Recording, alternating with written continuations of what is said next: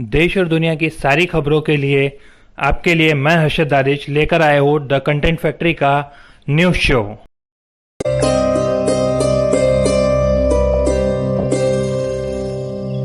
Bollywood actor Irfan Khan मंगलवार सुबह bathroom में गिर गए थे।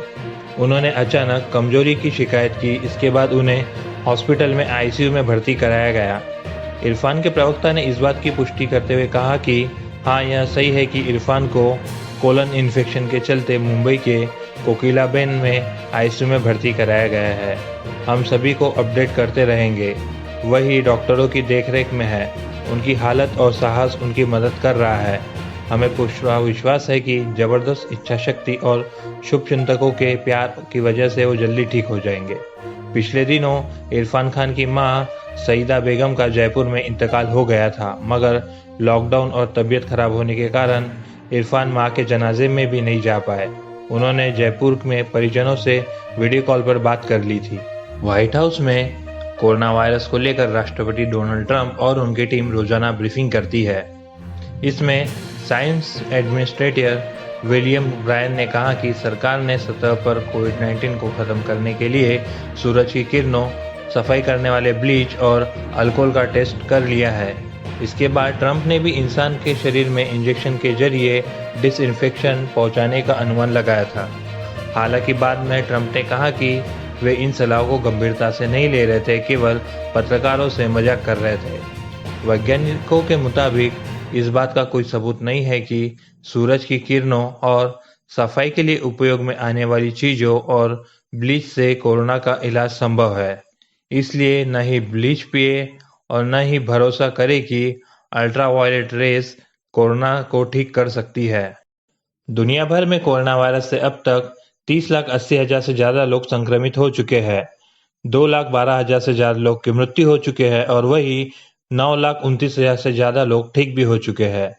फ्रांस सरकार और पुर्तगाल सरकार दोनों लॉकडाउन हटाने जा रही है।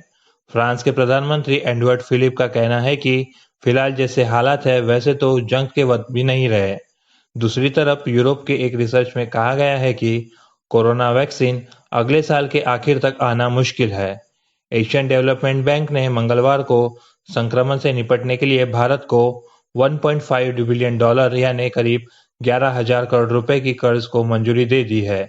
यह रकम बीमारी की रोकथाम और आर्थिक तौर पर कमजोर वर्ग की सामाजिक सुरक्षा पर खर्च होगी।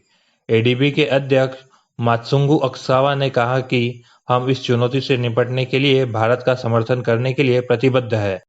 कोरोना संक्रमण की जांच में अगले महीने में काफी तेजी आ जाएगी। स्वास्थ्य मंत्रालय ने मंगलवार को बताया कि अगले महीने से देश में ही कोरोना की जांच के लिए टेस्टिंग किट का उत्पादन किया जाएगा।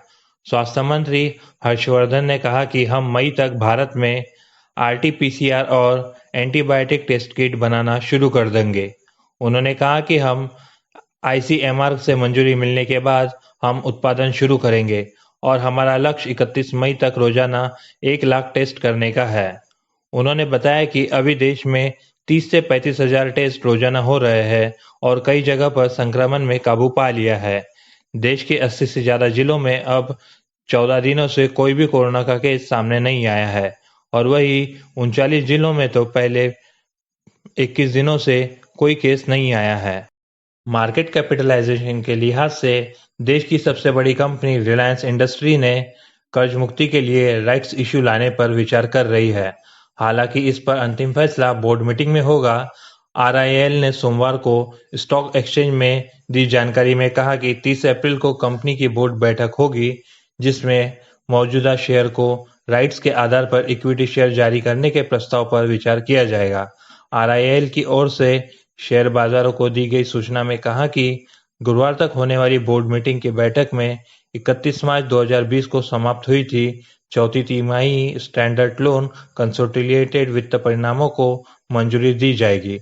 इसके अलावा कंपनी के शेयरधारकों को दिए जाने वाले डिविडेंड पर भी विचार किया जाएगा। मौजूदा समय में बीएसई में रिलायंस के 23 लाख शेयर है, जिसमें से आधे शेयर मुकेश अंबानी और उनके परिवार के पास है।